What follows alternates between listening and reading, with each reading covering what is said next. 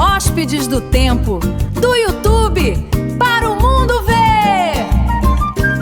E aí, galera, estamos juntos aqui de novo com mais um episódio do nosso canal Hóspedes do Tempo. Estamos aqui felizes com mais um episódio e pedindo de novo para que vocês possam fazer a inscrição no canal, para que vocês deem o like, que é o joinha, tá entendendo? Que compartilhem o episódio com os seus amigos, também com os seus inimigos. Lembrando que, vou falar no começo e talvez eu consiga lembrar de falar no final. Estamos esperando o seu projeto no nosso e-mail, que vai aparecer aí embaixo, no final do programa, entendeu?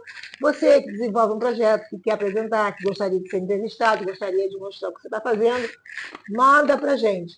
E hoje, agora, sem mais delongas, vamos apresentar o nosso querido entrevistado, amigo querido, Alexandre Wacker. É um nome lindão, Wacker. Muito obrigada por você ter vindo. Eu que agradeço, tá? Muito obrigada mesmo. Vamos conversar sobre cinema. Bom. Vamos conversar sobre cinema, gente. Ó. Muita novidade. O Wacker atua nesse ramo, nessa área, como vocês quiserem chamar, há muito tempo. E vai trazer para a gente as novidades. Certo? Certo. Então a gente vai pedir para você o seguinte: fale quem é você rapidamente, em termos de produção, que você até hoje já fez, onde você se envolveu. Vai, manda aí, bala aí. Meu nome é Alexandre Wacker, né? Tenho 55 anos.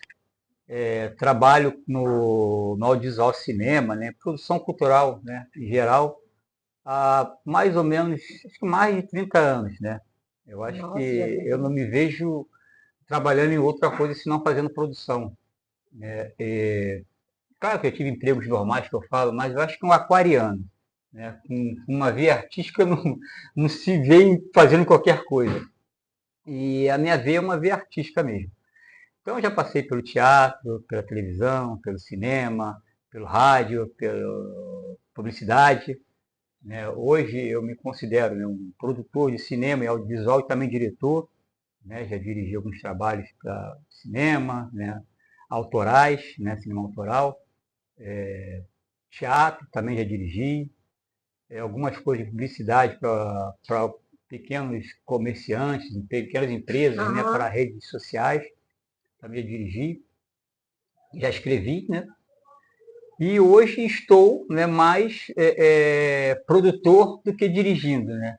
No momento estou produzindo um filme, não sei se já posso falar, ou vou devagar. Se você achar que deve falar, fala. Vamos lá então. Vai falar sobre um filme. Vou falar um pouco desse novo projeto que eu estou envolvido, que é um projeto que tem que ser falado, né? Nesse momento que a gente está conversando agora, está acontecendo essa violência, que é a violência doméstica, a violência contra a mulher, a misoginia, né? E é um projeto que fala sobre esse tema, que é um tema atual na nossa sociedade, que você liga a televisão, está lá na manhã, tarde, noite. É um projeto que eu falo que eu recebi, né, caiu no meu colo, assim, né, e eu fiquei maravilhado. O roteiro do Gilberto Nunes, né, é um roteirista, diretor, autor e montador de filmes, radicado nos Estados Unidos há mais de 50 anos. Ele foi para lá no início dos anos 70, foi perseguido, né? Era um dos movimentos contra a ditadura, né? Ele foi perseguido, ele teve que sair do país, e lá ele fez a vida dele, e aí ele retorna ao Brasil com esse projeto por conta de um amigo jornalista de uma grande emissora americana que falou: olha, esse projeto seu, ele cabe no Brasil atual, porque esse amigo dele é correspondente aqui no Brasil, dessa emissora. E aí ele veio ao Brasil, né? Chegou ao Brasil, falou primeiramente com um amigo em comum, né, que faz parte é um dos curadores do Cine Curtas Lapa, né, do festival que eu dirijo. E ele falou: olha, eu no momento não posso fazer isso, porque eu estou envolvido com outros projetos, mas eu vou te apresentar o Alexandre Wacker, ele vai, com certeza, vai gostar muito e vai dar prosseguimento. E aí recebi com todo carinho, todo amor, né? E a gente está nesse projeto, já tem o roteiro, a gente está dando alguns tratamentos, né? Porque o roteiro é assim, né? Ele só acontece de fato quando o filme está todo feito lá na ilha de edição, ali que nasce o filme, na hora de montar que nasce o filme. E aí esse filme trata desse tema da violência doméstica, né? No Brasil, mais de 50%, eu creio, que mulheres já sofreram algum tipo de violência, né? 50%? Acho que está na média de 45%, 47%, quase 50%. Ou seja, metade das mulheres brasileiras, mais que não seja uma violência física, mas tem violência moral, tem violência psicológica, né? Tem todo esse tipo de violência. Então, sofrer. Então, o filme vai tratar disso, né? Desse tema. Porque esse é um tema importante, sensível, porque ele realmente é absurdo, muito de vulnerabilidade, Sim. mas realmente tem que ser tocado com muita sensibilidade para poder Sim. atingir, porque só vou deixar falar, às vezes eu me preocupo muito quando querem fazer algum tipo de trabalho sobre esse assunto e são homens fazendo. Porque aí sempre é o olhar do homem para aquela situação. E, né, só a gente sabe o que na verdade, como é que funciona. Então tem que ter muito cuidado mesmo nessa situação, né? Sim, não. E assim, o nosso cuidado é justamente isso. A gente está buscando uma diretora mulher. A gente quer uma mulher dirigindo o filme. Né? Então eu tenho conversado com grandes diretoras do cinema brasileiro, né? A gente tem se comunicado, eu tenho apresentado o projeto, apresentado o roteiro. Né? E algumas já estão me dando feedback, estou aguardando outras. Então, assim, a gente está nessa fase que não pode dizer, estamos na pré-produção, não, nós estamos no desenvolvimento. A gente já tem produto, né, que temos ali o roteiro, a gente está desenvolvendo, buscando essas peças, né? A protagonista, o antagonista, né? O pessoal do núcleo principal do filme. Então, assim, a gente quer uma diretora mulher, né? Tinha uma grande diretora, que a gente gostaria muito de estar no projeto, mas infelizmente ela não vai poder estar, que ela tem, nesses 2 anos que tem esse mais outro, ela está envolvida nos projetos dela, na produtora dela. Então, assim, eu fico muito feliz de estar fazendo isso, né? A protagonista é uma grande atriz do cinema brasileiro, também está aí já amarrando isso, da televisão também, a gente está costurando isso. E o filme a gente vai rodar ele ano que vem, 2027, e provavelmente o filme só deve estrear em 2028. E o cinema autoral, o cinema, ele tem um valor, né, para nós brasileiros. A gente acabamos de ver aí, Ainda Estou Aqui ganhando Oscar, o Agente Secreto ganhou vários prêmios no mundo inteiro, não ganhou Oscar, mas, sabe, incomodou muita gente, né, tirou muita gente da zona de conforto. As pessoas falam, mas falar sobre a política, falar sobre isso, mas foi um momento muito ruim e que recentemente aconteceu novamente. Exatamente. Então tem que se falar, isso é história. A gente não pode fugir da história, senão se repete. Esse código se repetiu. Mesmo a gente passando, as pessoas não aprenderam. Então eu digo, o cinema ele transforma, ele educa. Então assim, esse projeto é um projeto que vai incomodar muita gente, porque a gente... vai incomodar, que coisa boa, eu estou feliz. Vai incomodar muita gente, vai tirar muita gente da zona de conforto. Principalmente a classe, essa classe que se diz muito conservadora, esses homens que são, na verdade, são um sepulcro caiados, né? São como é que se diz? Santos do Paoco, como diria nos antigos. E ele citou agora sepulcros caiados, olha, ele foi longe, hein? Ele foi lá numa passagem, lá na Angélica, que fala que tudo pintadinho, bonitinho de calvo, limpinho, né? Mas por dentro estava tudo podre, né? Tudo podre. Então é pessoal hipócrita. Né? Resumindo, hipócritas. Então, assim, a gente vai incomodar muita gente. E o filme, a gente não vai pesar a mão. A gente tem com a gente na produção, né, eu sou um produtor executivo e associado, que é a minha produtora, Eixo Filmes, que está produzindo. Tem a Mariângela Pavão, que foi diretora de presídio, ela é assistente social, professora, ela tem 30 anos, ela tem 30 anos no sistema carcerário.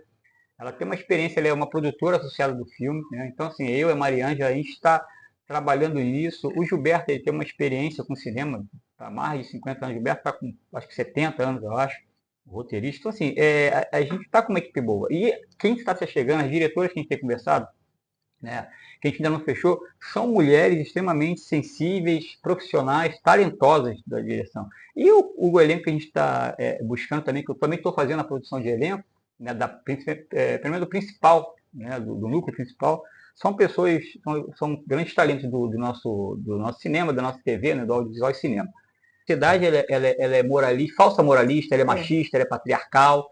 Né? Então a mulher sempre vai ser sem vergonha, filha daquilo, e vai se ferrar sozinha. Visita íntima, como assim? Mas ele pode. Ele pode, né? Então, aquelas coisas assim. São coisas assim. Então, assim, a gente tem ela como um norte para a direção e para elenco. Tudo que está no roteiro, que fala sobre justiça, sobre presídio, sobre tudo tem a chancela dela, porque ela viveu durante 30 anos. Tem a Ela vivência sabe como é dela, que são essas pessoas que habitam o cárcere, né? a Tanto gente do pode feminino chamar, quanto do masculino. sem querer fazer isso de uma forma negativa, mas o submundo O da submundo, situação ela ali, sabe tudo. ela conhece tudo. Então, né? assim, o roteiro, ele é bem escrito. O Gilberto, ele é um grande roteirista, ele tem para mais sei lá, mais 20, 30 roteiros de filmes ingleses, americanos, perdão, né, feito lá fora, documentários, outros feitos aqui no Brasil. Então, assim, ele também é um bom escritor, um bom autor. Ela tem, a doutora Maria Ângela tem até um livro, ela tem um livro. É bom que ela vai vir, que ela vai falar, vou deixar ela falar, mas é um livro chamado Quem Puder, Mãe de Preso. Né, porque as assistentes sociais é chamada de mãe de preso. As assistentes sociais que trabalham em presídio, eles são, digamos que meio que vulgar chamada de mãe de preso. Porque elas estão ali para cuidar, para orientar e tal. É chamada de mãe de preso. Mas vamos falar dos festivais. Então, eu vou falar do festival. Eu sou diretor, sou idealizador e criador do Cine Curtas Lapa, né? Esse ano, em novembro, o Cine Curtas Lapa ele completa 15 anos, né? É um festival que é o meu filho, que eu amo fazer, com toda a dificuldade que a gente tem. E tem tanta dificuldade que muito me afeta. Tem vários problemas de depressão mesmo por conta do festival, porque é uma coisa que eu amo fazer, cinema. Desculpa aí. Me afeta muito, acho, quando eu não consigo fazer as coisas, né, que eu queria fazer para o festival. Ano passado o festival aconteceu, foi ano passado em abril, né? Mas tivemos problemas depois, na hora da premiação, que vai ser resolvido esse ano, durante o 15º aniversário. São 15 anos de festival, mas 10 anos de edição, porque nós temos em ato de 5 anos, aí, de alguns anos que não teve. Não aconteceu por problemas culturais mesmo, a gente realmente não teve dinheiro, porque geralmente o dinheiro era colocado do meu próprio bolso, que eu colocava, fazia tudo. Claro, tinha os apoiadores que apoiavam com muitas coisas. Tivemos no início do que começou o festival. O festival ele foi criado em 2011, lembro até hoje, em dezembro de 2011, e ele acontece no ano seguinte, 2012. Então, por isso que ele tem 15 anos, porque ele nasce em 2011. Falei, vou criar um festival de cinema. E aí eu volto para casa, né? Com as respostas, né, bem-vindas das pessoas que queriam que a gente fizesse a coisa. Eu estava minha esposa na época, a Ellen, que era a Ellen Gaspar, advogada também, contadora, que fazia parte do projeto inicial, produtora também. Ela, quando a gente falou, gente, cria um festival. Ela, a gente está aqui terminando, fechando o Tragédia La Grega, né, para botar na letra, e você já vem com outro projeto. Eu falei, não, peguei o notebook, sentei no sofá da sala, desenvolvi ali o projeto do Cine Curtas Lapa. Ali nasceu. Por isso que você associa em 2011, ali nasceu. Já criei site, as coisas vinham, coisa meio que espiritual, né? Assim, desce, né? Baixa lá a entidade, ó, psicografa, escreve. Eu sou assim, às vezes estou muito quieto no canto, bate uma coisa, se eu não escrever, se eu não botar... Não acontece, e foi dessa forma. E aí eu fiz o festival, fiz site, tudo, mas na mesma noite eu fiquei até de madrugada, ele foi embora, eu estou trabalhando aqui. E aí, quando vai acontecer? Vai acontecer ano que vem o festival. E aí voltei no La Esquina, voltei em tudo nos lugares para aonde eu ia apresentar também, a peça já estava falando do festival. E aí, e aí o La Esquina virou a casa do festival. Então a nossa sede do festival é o La Esquina, do PC, que é um grande amigo meu, mais de 15 anos de amizade, ele que abriu as portas do La Esquina pra gente. Então é um bar, tá, gente? É o bar, La Esquina, era La Esquina Teatro Bar. É um bar famoso com cozinha latina, né? Mais uruguai, assim, né? Muito bom, rola lá uns rock lá bacana pra caramba. E a nossa casa é ali na esquina, que é a Avenida Mendissá, número 61.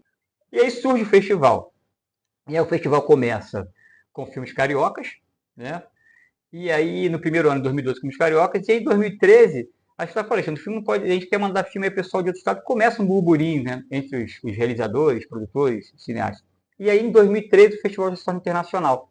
E aí, em 2013, a gente recebe, pelo menos de filme estrangeiro, foram quase 600 filmes, 700 filmes estrangeiros que a gente recebeu. Era filme de Tailândia, filme da China, filme da Europa, toda a Ásia, assim, América. Foi um negócio de louco, assim, fazer a curadoria. Era só na época eu, Michele, Ellen... A Michele Guimarães, que foi minha esposa. Michele. A Michele. E aí, assim, a gente fazendo curadoria, a gente chamou, aí tinha a Priscila, tinha a Ana, também, que são duas cineastas. É engraçado que a maioria dos cineastas que eu conheço é também advogado. Eu também sou bacharel, especializado em penal, mas não atuo. A Michelle é advogada, a Priscila é advogada, a Ela é advogada, cercado de advogados. Assim. Mas tudo voltado para a cultura, tudo com um pezinho nas artes. Nossa, é verdade mesmo. A maioria da galera. Então, assim, aí veio essa enxurrada de filmes, e filmes brasileiros também. Olha, foi maravilhoso porque era muita coisa boa, mas a gente tinha uma janela de. A gente botava 5 a 6 filmes. De 15 minutos, a gente bota às vezes uns 4 filmes a 5. Mas quando tem menos minutagem, 10, a gente consegue colocar mais alguns. E aí o festival ele foi tomando um vulto, ele foi crescendo, as pessoas foram se chegando, foram acreditando, entendeu? Grandes diretores aí do cinema passaram, atores. Filme de Fernanda Montenegro foi exibido curta-metragem no nosso festival. Né? Atores que estão hoje aí fazendo sucesso no cinema, atuando também, dirigiram e ganharam prêmio no festival. Então, assim, a gente, o festival, quem puder buscar, dá um Google aí, Dá um né? Google. Tem o Cine Curtas Lapa, né, .wixsite. Mas se jogar lá no Google, Cine Curtas Lapa Festival, você vai encontrar, tem Instagram, tem Facebook, tem Twitter, tem o canal no YouTube. Então, assim, o festival ele foi tomando, foi crescendo. A gente foi o primeiro festival a exibir um filme de LGBTI, que é a PN+, fora do circuito dele, dentro do festival. Ele competia, nós fomos o primeiro festival a ter isso. Assim. Então, foi um marco. Né? E vários filmes foram depois, outros filmes com a temática foram ganhando, até que hoje existe o Cores da Lapa, que é a mostra só para LGBTI e PN+. Então tem o Cores da Lapa. Tem Madame Satã, mostra Madame Satã, então, dividido em mostras. Assim, tá? Eu sei porque eu dou uma forcinha. Isso, é a nossa produtora aí. Só perturbada, faz parte do coletivo, faz parte do coletivo. Mas é bacana isso, eu estou falando, porque é bacana. Eu adoro quando fala Mostra Madame Satã. Fico assim, nossa, que legal, Madame Satã. E a Mostra Madame Satã, ela é só para os filmes feitos na cidade do Rio de Janeiro, que tem a temática do Rio, o pano de fundo é o Rio de Janeiro, né? Digamos assim. Então, a Mostra Madame Satã. Tem a Cores da Lapa, que eu falei, tem a Arcos da Lapa, que é de filmes brasileiros, né? De todo o Brasil. Tem a mostra que é a Caracol, o ponto diretor Caracol. Caramujo, rapaz. Caramujo é parente. O Caramujo vivia no Caracol do caramba. O Caramujo era um cineasta, também ator do cinema de guerrilha da Baixada, né, da turma do Ricardo Rodrigues, do Jacó, o Moquidis, que também faz parte do coletivo do Cine Curtas Lapa, e aí ele veio a falecer. E aí eu criei essa mostra em homenagem a ele, ao Caramujo. O Caramujo era ele tinha um bar lá em São João, então a gente tinha um programa que o Ricardo gravava, né, que passava na TV a cabo, ele entrevistava ele no bar, a entrevista era ali no bar, eu cheguei a dar uma entrevista lá, falava também do festival, de outros projetos, e assim, foi muito engraçado, assim, o Caramujo era uma pessoa muito divertida. Quando a esquina era na esquina da Mendes Sá com a Lavradio, ele era no Sobrado, então era em cima o bar, muito bacana. E rege ali, conta-se a história, né? Como é que se fala? Popular? Como é que se diz aquelas... Uma lenda urbana. Uma lenda urbana. Que é onde era o palco, aonde tinha a tela, ficava a tela, ali tinha um palco onde a gente anunciava, falava o festival. Ali naquele fundo era o quarto do Madame Satã, dele, era ali. Justamente na esquina da Mendes Sá com a Lavradio. Era uma história que contava naquele sobrado ali. E aí se tornou e deu sorte, né? A lapela do seu Zé, né? Do seu Zé Pilinto da Lapa, do seu Zé Pilinto, né? Do Catimbó, da Umbanda. É a Lapa, a logo do festival é a Lapa.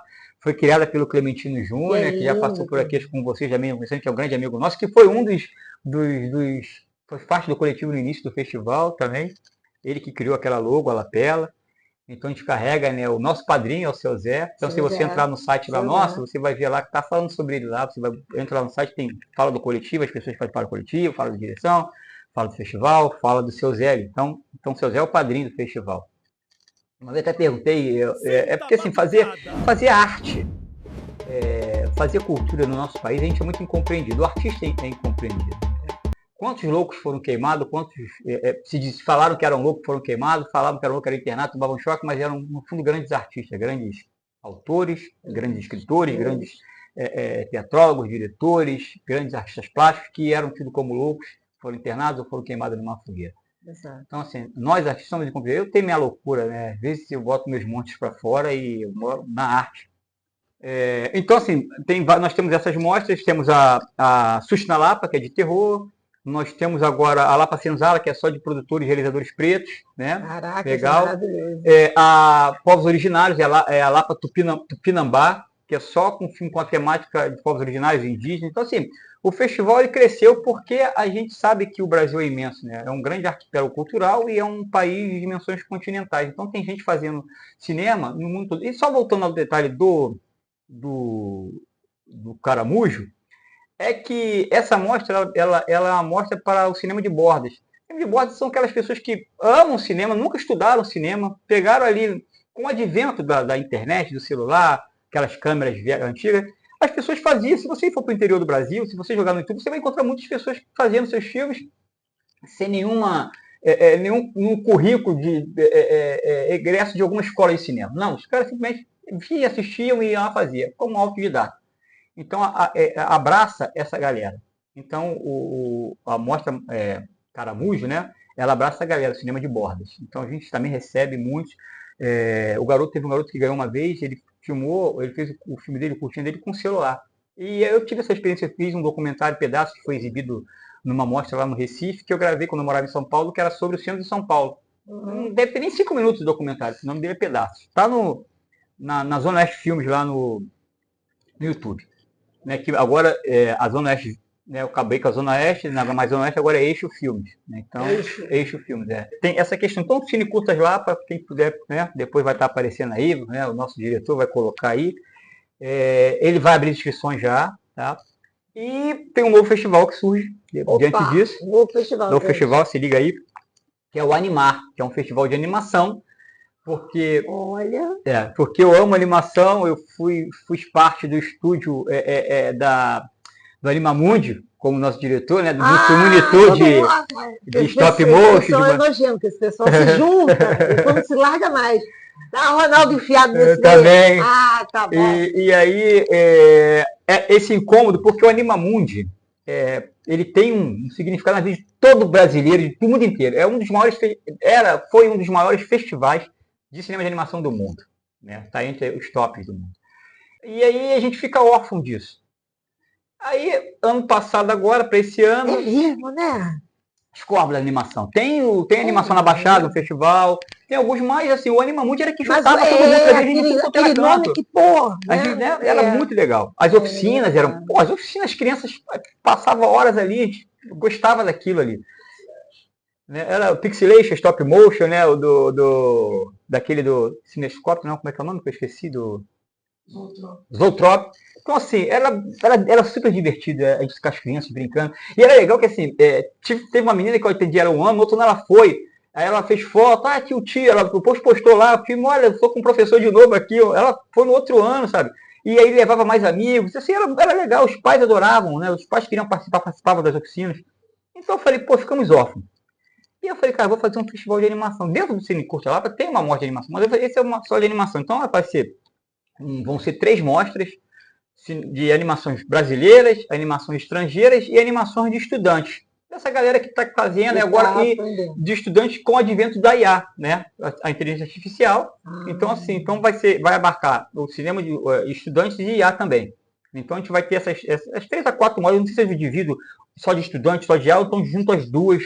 Né, faço a terceira de IA com estudantes. Você procura aí o bairro de Marechal Hermes. O bairro de Marechal Hermes foi um dos bairros que mais se fez, rodou filme. É mesmo? Brasileiro.